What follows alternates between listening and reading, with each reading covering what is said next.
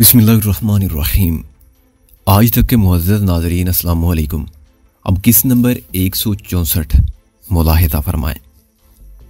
वो अपनी कलाइयाँ बशीर की गिरफ्त से छुड़ाने की भरपूर कोशिश कर रही थी, मगर ये एक भी फिरे हुए शराबी मर्द की गिरफ्त थी। इसे ख़त्म करना नामुमकिन नहीं तो बहुत मुश्किल ज़रूर था।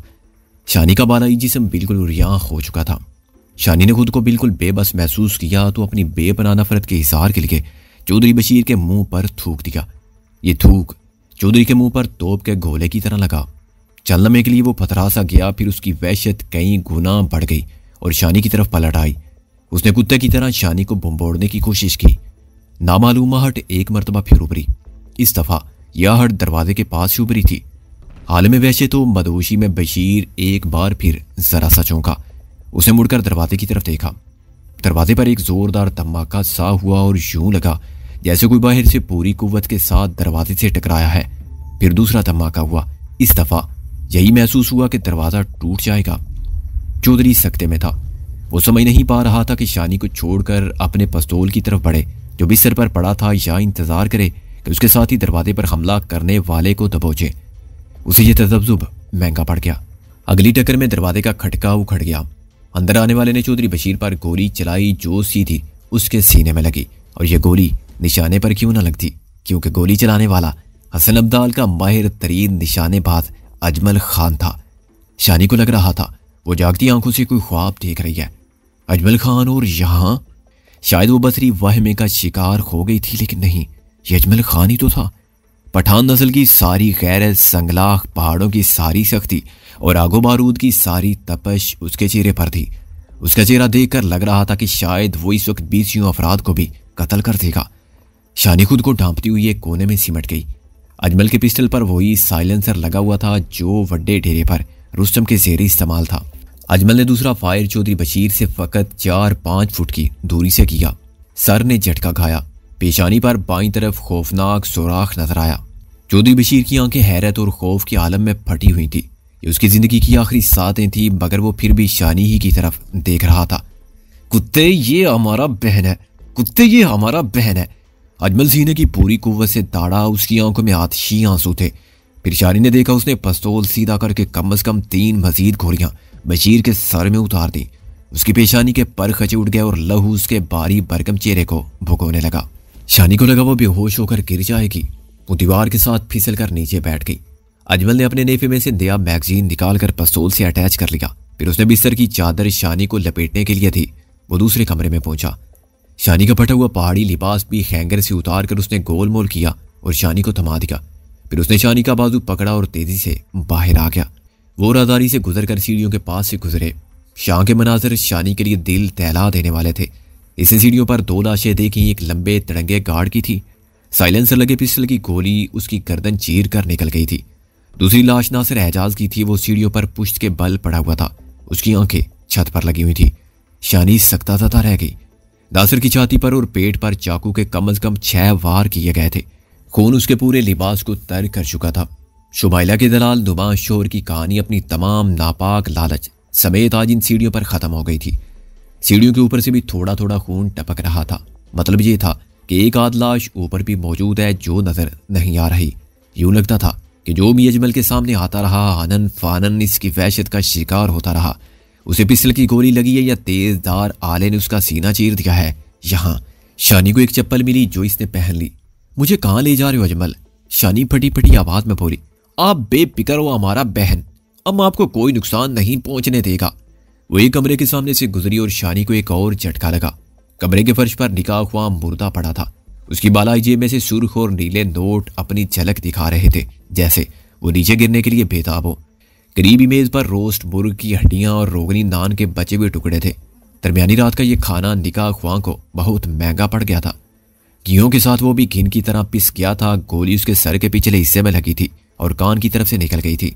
कहीं से दरवाजा खटखटाए जाने की आवाज मुसलसल आ रही थी। साथ साथ कोई नुस्वानी आवाज में वावेला भी कर रहा था। आवाजें मदम थी, लेकिन गौर करके सुनी जा सकती थी। ये कौन है? शानी ने पूछा। इन्हीं की कोई साथी है, हमने औरत समझकर छोड़ दिया। एक गुसल खाने में बंद किया है। हमारा तो ख्याल है उसे भी पार कर दिया जाए। नीले कपड़े पहने हुए उसने?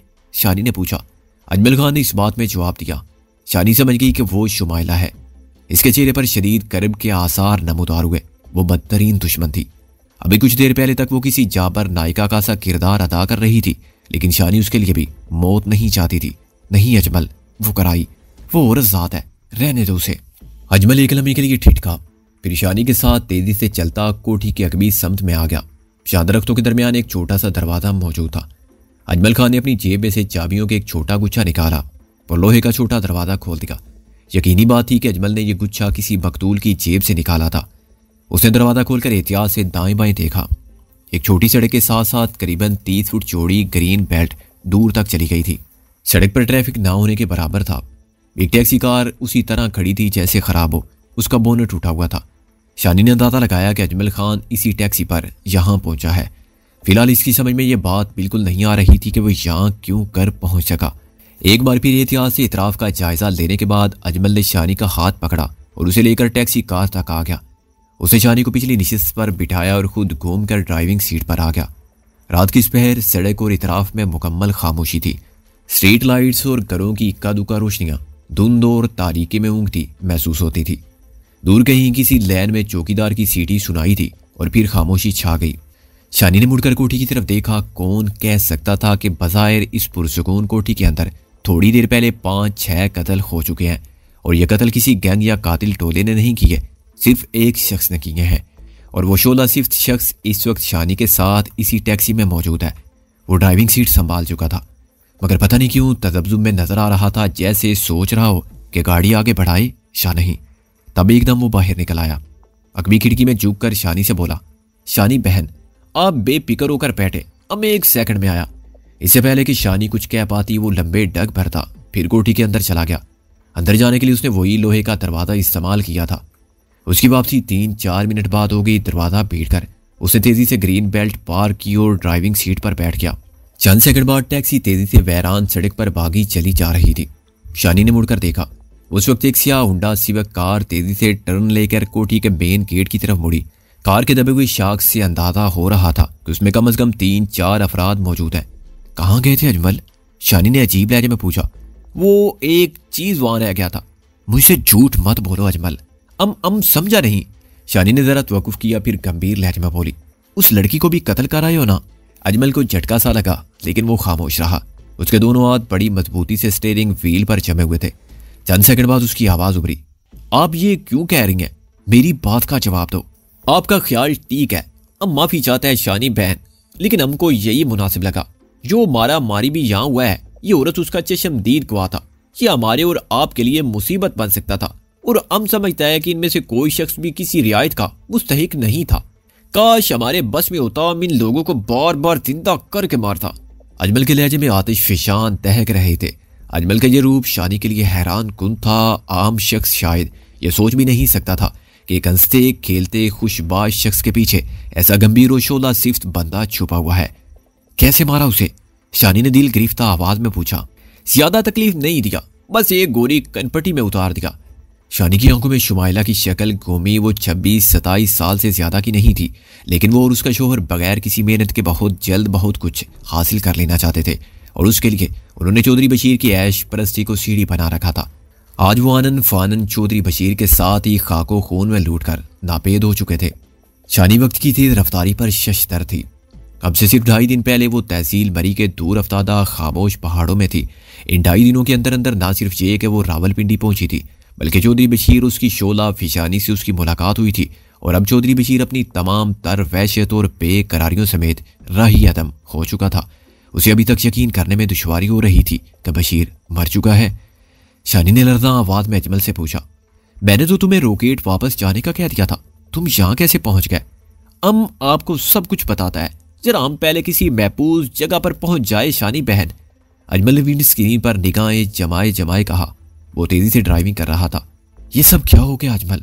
मैं ये सब कुछ नहीं चाहती थी।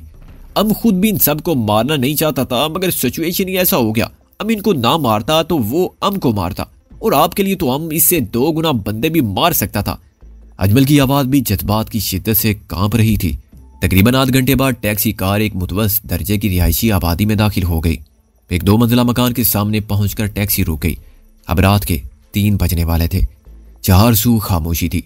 गलियों में आवारा कुत्तों की आवाज़ों की सिवा सन्नाटा था। घर के सामने एक छोटा सा मैदान था, यहाँ एक और टैक्सी भी ओस में भीगी हुई खड़ी थी। अजमल खान ने उतरकर लोहे के छोटे से गेट पर बैल दी। दुबले चेहरे वाला एक शख्स बाहर आया। ऐसा लगता था कि वो जैसे पहले ही से अजमल का इंतजार कर रहा था। अजमल शानी को लेकर फौरन घर के अंदर आ गया। अब पहली बार शानी ने अजमल के पाँव की लगड़ाहट महसूस की। इसका पाँव पूरे साईं के मिज़ार पर मुजावरों के साथ लड़ाई में जख्मी हुआ था। यह अजमल की हिम्मत थी, वो इस चोट को खातिर में लाए बगैर नकलो हरकत कर रहा था। यासीन में शानी को वो डाला यानी लोडर भी खड़ा नजर आया, जिसने उन्हें बुरे वाल से मरी पहुंचाया था। शानी ने चार दीवारी में पहुंचते ही सबसे पहले अपने अधूरे लिबास से निजात हासिल की थी और एक जनाना जोड़ा पहना था। बिस्तर की चादर की जगह उसे एक शाल मुहैया कर दी गई। शानी को निचली मंजिल के एक कोने में पहुंचा दिया गया, जहां बल्ब रोशन था। पुरानी तर्ज के फूलदार फर्श पर पुरानी तर्ज का डिजाइनदार पलंग बिछा हुआ था। एक तरफ चारपाई बिछी हुई थी। शानी यहाँ डोले और शाब को देखकर हैरान रह गई। अजमल, ये दोनों यहाँ कैसे? शानी ने ताज्जुब से पूछा। ये भी कल रात ही यहाँ पहुंचा था। इनको हमारा ये पिंडी वाला दोस्त शेर मोहम्मद यहाँ ले आया है। अजमल ने दुबले चेहरे वाले उस शख्स की तरफ इशारा किया जिसने गेट खोला था। शेर मोहम्मद ने मुकामी लबो लहजे में अजमल खान से पूछा, खाना खासो या चाय पीसो? अजमल ने सवालिया नजरों से शानी की तरफ देखा। शानी ने नफी में सर हिलाया। शेर मोहम्मद बोला, चलो जी, मैं झूलता हूँ। अगर तुसा को किसी भी शय की जरूरत हो तो मुझे बता देना। शेर मोहम्मद के जाने के बाद शानी रुहानसी आवाज में अजमल से बोली, मुझे बताओ ये सब क्या हुआ है? तुम लोग कैसे पहुंचे हो यहाँ?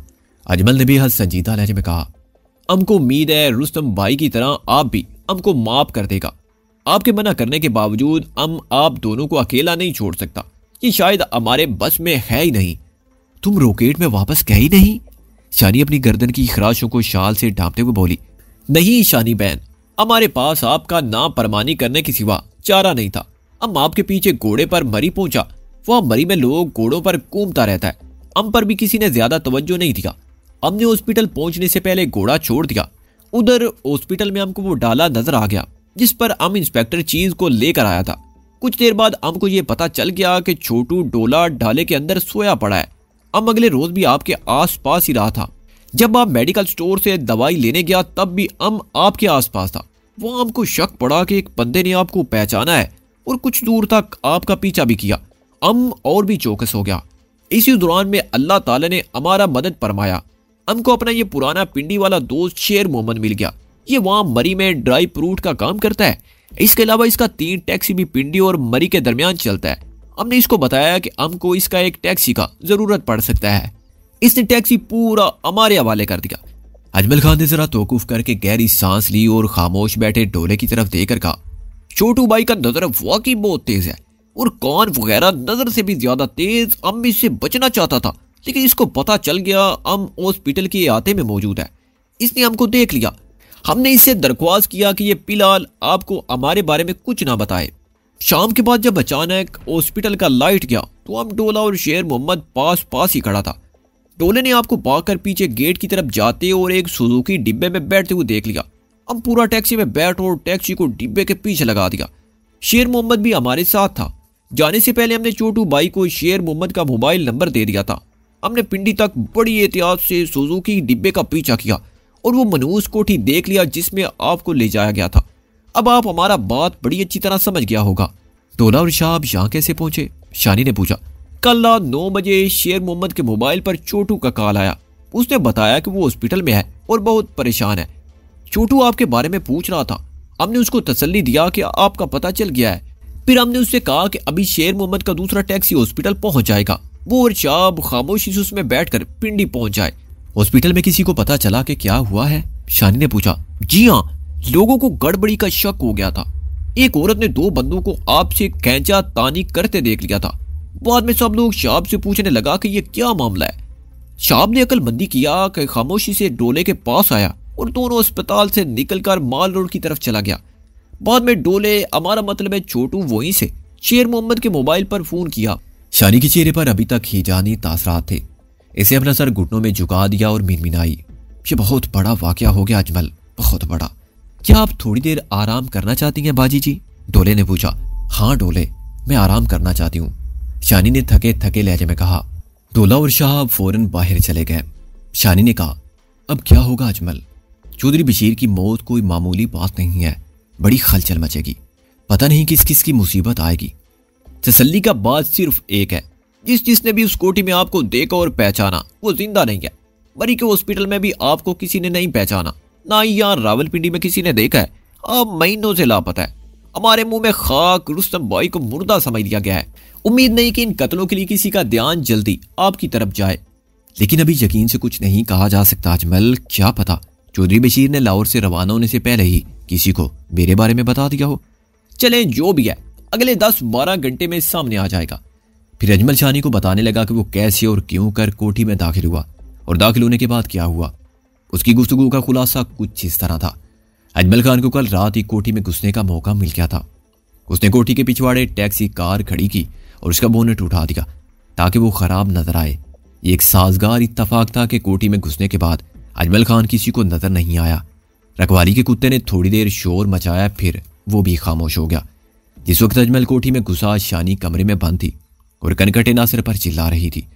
अजमल उसकी आवाज़ें ट्रेस करता उस कमरे तक पहुंच गया और साथ वाले कमरे में छुप गया। ये एक स्टोर रूम था और सामान पर पड़ी हुई गर्द देखकर अंदाजा होता था किसी शादो नादर ही खोला जाता है। अजमल के छुपने के लिए ये जगह बड़ी मुनासिब थी। इस स्टोर रूम का एक छोटा दरवाज़ा उस कमरे में भी खुलता था जहाँ शानी को रखा गया था, ताम ये दरवाज़ा मुकफ्फल था। इस दरवाजे की मौजूदगी से ये फ़ायदा हुआ कि अजमल तक वो सारी आवाज़ें पहुँचती रहीं जो शानी वाले कमरे से उभरती थी। अजमल ने वो संगीन गुफ्तगू भी कान लगाकर सुनी जो शानी और चौधरी बशीर के दरमियान हुई थी। उस गुफ्तगू का काफ़ी हिस्सा अजमल के कानों तक भी पहुंचा। जब शानी नशावर दवा के ज़ेरे असर गहरी खुनूदगी में चली गई तो अजमल ने स्टोर रूम और कमरे के दरमियानी दरवाजे का कफल खोलने की कोशिश की, लेकिन कामयाबी नहीं हुई। बाद कमरे में निकाह ख्वाम मौलवी दाखिल हो गए और अजमल पर सूरत-ए-हाल की संगीनी मजीद वाज़ेह हो गई। जब कमरे में ज़बरदस्ती शानी का निकाह पढ़ाने की कोशिश की जा रही थी, उसी वक्त स्टोर रूम का दरवाज़ा अचानक खुला और किसी ने स्टोर रूम की लाइट चलाना चाही। हिफ्ज़े मातकद्दुम के तौर पर अजमल ने स्टोर का बल्ब उतार रखा था, तामाने वाले के पास टार्च भी मौजूद थी। उसने दफातन टार्च चला ली। अजमल खान जो पिछले तकरीबन 22 घंटों से इसी स्टोर रूम में छुपा हुआ था, मजीद छुपा ना रह सका। इससे पहले कि अंदर आने वाला अजमल को देखकर शोर मचा था, अजमल ने उसके दिल पर खंजर का वार किया और उसे हमेशा के लिए खामोश कर दिया। बाहर खड़े 2 अफराद ने स्टोर रूम में होने वाली गड़बड़ को महसूस कर लिया और मकतूल को पुकारने लगे। अजमल खान समझ गया कि अब छुपना और खामोश रहना बेकार है। इसने अपना साइलेंसर लगा, पिस्टल निकाल दिया और सीढ़ियों की तरफ लपका। या इसने गार्ड को पिस्टल से और नासिर को खंजर के पैर दर पे वार से मौत के घाट उतार दिया। जब चौधरी बशीर कमरे में शानी से दस्तराजी कर रहा था, किसी के जमीन बोझ होने की आवाज़ सुनाई दी थी और जरा देर के लिए वो ठिठक गया था। ये गार्ड या नासिर एजाज के गिरने की आवाज़ें ही थी या फिर दोनों की जगह बाद दीगरे गिरने की आवाज़ें होंगी। निकाह हुआ कमरे में खाना खाते हुए कत्ल हुआ। उसने ना सिर्फ शोर मचाने की कोशिश की बल्कि कमरे का दरवाज़ा भी अंदर से बंद करना चाहा। कमरे में फ़ोन सेट मौजूद था, शायद वो दरवाज़ा बंद करके फ़ोन इस्तेमाल करना चाहता था। अजमल ने उसे इतनी मोहलत नहीं दी। ये सब कुछ बड़ी तेज़ी से लेकिन नहायत खामोशी से हुआ। अंदरूनी कमरे से शानी से दींगा मुश्ती करते हुए बदमस्त बशीर को इस आफत का पता तभी चला था जब अजमल ने कमरे के दरवाजे पर हल्ला बोल दिया था। अजमल की पूरी रुदात सुनने के बाद शानी को अजमल की बेपनाह दलेरी और खुदादा जहानत का एहसास हुआ।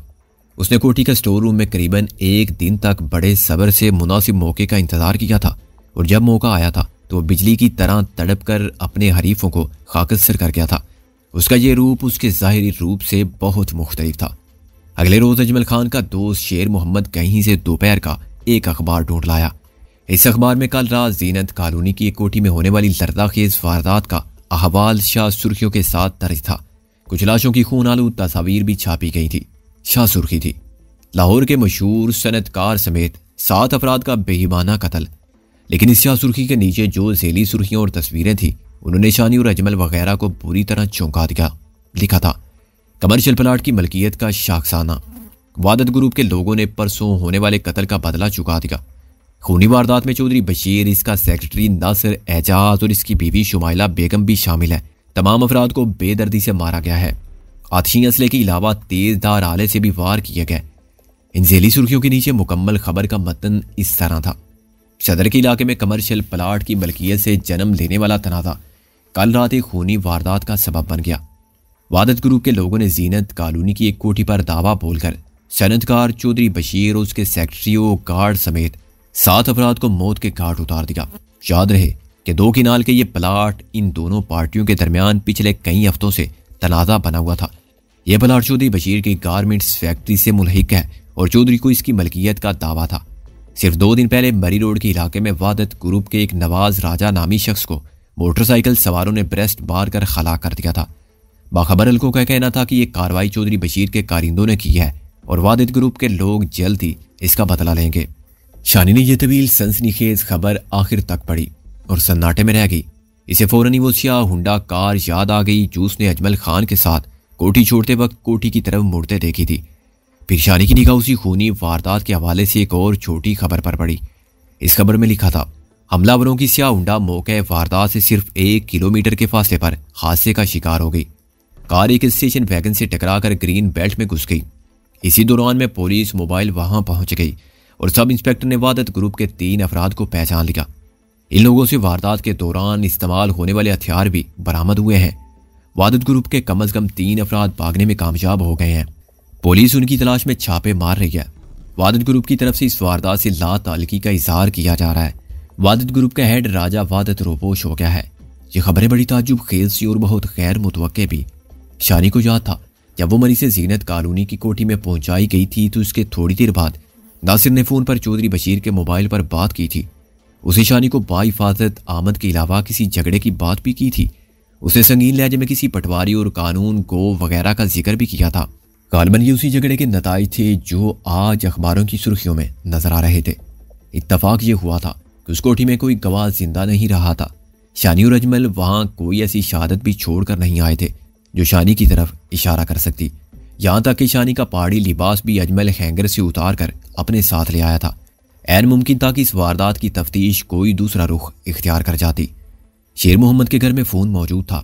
शान से शानी ने एक बार फिर हाजी अयात और उसके खास मातहत सब इंस्पेक्टर अख्तर से रब्ता करने की कोशिश की। 10-15 मिनट की कोशिश के बाद कामयाबी हुई। इसका रब्ता सब इंस्पेक्टर अख्तर के मोबाइल से हो गया। अख्तर इस्लामाबाद में था। शानी ने उसे बताया, 3 दिन से तुम्हें ट्रेस करने की कोशिश कर रही हूँ अख्तर। हाजी एजाज से भी रब्ता नहीं हो रहा। क्या कर रहे हो तुम लोग? शानी बीबी, मैं 1 तारीख पर इस्लामाबाद आया हुआ हूँ। हाजी एजाज साहब इसी मामले के पीछे लगे हुए हैं। अख्तर का इशारा रुस्तम और नासिर वगैरह की गुमशुदगी वाले मामले की तरफ था। शानी का दिल धड़क उठा। कोई खबर है? नहीं, मेरे पास तो नहीं है बीबी, शायद हाजी साहब के पास हो। शानी ने कहा, इस वक्त तुम्हें एक ज़रूरी इतला देनी है। हफीज जख्मी हुआ है और मरी के हॉस्पिटल में है। उसे फौरी निगहदाश्त और तवज्जो की ज़रूरत है। शानी ने इस बारे में ढके छुपे अल्फाज में अख्तर को बताया। वो फ़ोन पर वज़ाहत से बात नहीं कर सकती थी। अख्तर ने कहा, अब आप उसके बारे में बेफिक्र हो जाएं। मैं हाजी साहब से मशवरे के बाद अभी उसका इंतज़ाम करता हूँ। हाजी साहब कहाँ हैं? शानी ने पूछा। वो तो रावलपिंडी ही में है। क्या आप उनसे मिलना चाहती हैं? शानी ने इस बात में जवाब दिया और कहा कि वो जितनी जल्दी मिल सके उतना ही बेहतर है, लेकिन मुनासिब यही है कि वो पहले की तरह सादा लिबास में आए। अख्तर ने शानी से इसका मौजूदा एड्रेस पूछा जो शानी ने बता दिया। ठीक 1 घंटे बाद हाजी अयात घर के दरवाजे पर मौजूद थे। शानी की धड़कनें तेज हो गईं। हाजी अयात इसे रुस्तम के बारे में कोई अच्छी खबर दे सकते थे और रुस्तम के हवाले से किसी अच्छी खबर के लिए वो इसी तरह तरसी हुई थी जैसे कई दिन सहरा में प्यासे भटकने वाले पानी के लिए तरसते हैं। हाजी अयात खस्सा हाल मज़ा कार में यहाँ पहुंचे। वो शलवार कमीज में थे और एक सूती चादर की बुक्कल मारी हुई थी। कोई गरीबी शख्सी उन्हें इस सुलिये में पहचान सकता था। उनकी निगाहें शानी की निगाहों से मिली। शानी की निगाहों में उम्मीद के सितारे चमके लेकिन फौरन ही बुझ गए। हाजी अयात के चेहरे पर इसे कोई हौसला अफजा असर नजर नहीं आया। शानी को लगा कि इसकी आंखों में आंसू आ जाएंगे। इसे खुद को बमुश्किल संभाला। घर की बैठक में हाजी अयात से अजमल और शानी की तवील बातचीत हुई। सबसे पहले तो हाजी अयात ने शानी को तसल्ली और तफसील दी और इसे यकीन दिलाया कि रुस्तम का खोज मिलने तक वो चैन से बैठेंगे और ना ही तलाश की रफ्तार सुस्त होने देंगे। हाजी अयात ने तफ्तीश की तफसील से शानी को आगाह किया। उसके बाद हाजी अयात ने शानी से दरियाफ्त किया कि वो यहाँ क्यों कर और कैसे पहुंची और हफीज़ के ज़ख्मी होने का क्या माजरा है। जवाब में शानी ने तकरीबन सभी कुछ हाजी अयात को तफसील से बता दिया। हवालदार नागी की वो तलाश जो इसने दराज कद शख्स के हवाले से शुरू की थी, फिर नागी की नागहानी मौत और हफीज़ का ज़ख्मी होना, उसके बाद शानी और अजमल का हफीज़ को मरी लाना और बाद जाम मरी में बिल्कुल गैर मुतवक्के तौर पर शानी का नासिर एजाज की हत्या चढ़कर चौधरी बशीर की दस्तरस में चले जाना। शानी ने जीनत कॉलोनी में पेश आने वाले सारे वाक़यात अलिफ से जे तक हाजी अयात के गोश गुजार कर दिए। हाजी आजाद बड़े तहम्मुल और बड़ी तवज्जो से ये सब कुछ सुनता रहा। दरमियान में उसने शानी और अजमल से 2-4 सवाल भी किए। आखिर में हाजी आजाद ने एक गहरी सांस लेते हुए कहा, चौधरी बशीर और उसके साथियों के कत्ल की खबर मुझे वारदात के 1 घंटे बाद ही मिल गई थी। तब तक मुझे बिल्कुल पता नहीं था कि तुम दोनों रोकेट की बजाय यहाँ रावलपिंडी में ही मौजूद हो। उसके बावजूद पता नहीं क्यों मुझे लगता था कि यह वारदात उस तरह नहीं हुई जिस तरह मीडिया में आ रही है। इसके पीछे कुछ और है। अब जो कुछ तुमने यानी तुम दोनों ने मुझे बताया है, ये मेरे लिए बड़ा हैरान कुन और सनसनीखेज है। अगर तुम लोग खुद ना बताते तो शायद मैं कभी इस बात पर यकीन ना करता। चौधरी बशीर के कत्ल और उसके असरात के हवाले से शानी, अजमल और हाजी आजाद में तफसीली बातचीत हुई। उसके बाद हाजी आजाद ने शानी को 2 बहुत अहम बातें बताईं। पहली बात का ताल्लुक रॉकेट से था। हाजी ने कहा, मेरा तजर्बा कहता है कि वहां जो कुछ हो चुका है उसके बाद छोटे साईं के चेलों ने अजमल को निशाना जरूर बनाना है। यह हो ही नहीं सकता कि वो मुतवल्ली बिरार के जख्मी होने का इल्ज़ाम अजमल पर ना लगाएं। ये तो अच्छा ही हुआ कि अजमल तुम लोगों के पीछे ही पीछे मरी चलाया। अगर ये वापस रॉकेट चाहता तो इसके साथ जरूर कुछ हो जाना था। मैं ऐसे मुजावरों की खतरनाक दुश्मनी को बड़ी अच्छी तरह जानता हूँ। अब बेहतर यह है कि मुन्ने, ग्रीस और उसके बच्चे को भी जल्द अज जल्द रॉकेट से निकाल लिया जाए। मैं इस सिलसिले में अभी इंतजाम करता हूँ और इस बारे में मुझे मशवरे की ज़रूरत नहीं है। हाजी आजाद ने जो दूसरी बात बताई वो रंग वाली के आगे जोहर आबाद गांव की थी। वही जोहर आबाद जहाँ ताऊ शाम की कैद से छूटने वाले डॉक्टर ज़ेबुन्निसा और डॉक्टर बहरोज एक नए अज़म से हॉस्पिटल का आगाज़ करने वाले थे। जब शानी जोहर आबाद से निकली थी तो एक तरफ हॉस्पिटल खोले जाने की तैयारियां हो रही थी तो दूसरी तरफ कुदरत के चेले इस कोशिश को सबूताज करने के मंसूबे बना रहे थे। हाजी आजाद ने बताया, पिछले 3-4 महीने में जोहर आबाद में बड़ी नुमायां और तेज़ रफ्तार तब्दीलियां आई हैं। डॉक्टर बहरोज डॉक्टरों की एक टीम के साथ हॉस्पिटल में है और उसने हॉस्पिटल को बड़ी तेज़ी से तरक्की की राह पर गामजन किया है। डॉक्टर ज़ेबुन्निसा भी उसके साथ है। अक्सर लोगों को पता है कि डॉक्टर ज़ेबुन्निसा का शोहर डॉक्टर मोहसिन नारपुरियों की कैद में कत्ल हो गया था और उस कैद में ज़ेबुन्निसा से बदसलूकी भी होती रही है। अब लोगों की सारी हमदर्दियाँ डॉक्टर ज़ेबुन्निसा के साथ हैं और उसने भी खुद को हॉस्पिटल के लिए वक्फ कर दिया है। इर्द गिर्द के इलाकों के लोग बड़ी तेज़ी से हॉस्पिटल की तरफ मुतवज्जो हो रहे हैं। तुम्हें पता है हॉस्पिटल का नाम क्या रखा गया है? शानी ने सवालिया नजरों से हाजी आजाद को देखा। शानी बीबी हस्पताल। हाजी आजाद ने कहा, लोग तुमसे बहुत प्यार करते हैं शानी। इस प्यार में वो सारा प्यार भी शामिल हो गया है जो तुम्हारी वालदा वड्डी आपा से किया जाता था। लोग समझते हैं कि तुमने डॉक्टर बहरोज और ज़ेबुन्निसा वगैरह को नारपुरियों से छुड़ाकर और कम्बोहों और नारपुरियों में लड़ाई ख़त्म करा के बहुत बड़े काम किए हैं। उन्हें उम्मीद है कि तुम्हारी वजह से इस इलाके में और भी बहुत सी अच्छी तब्दीलियां आएंगी।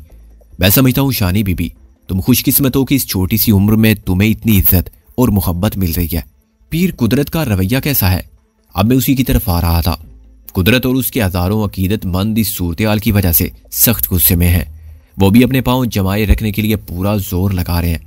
पीर कुदरत ने खुद इलाके के दौरे किए हैं और कई कई दिन वहां रहा है। उसने अपने सीनियर चेलों की वहां ड्यूटियां लगा दी हैं और उनकी पूरी खबर रख रहा है।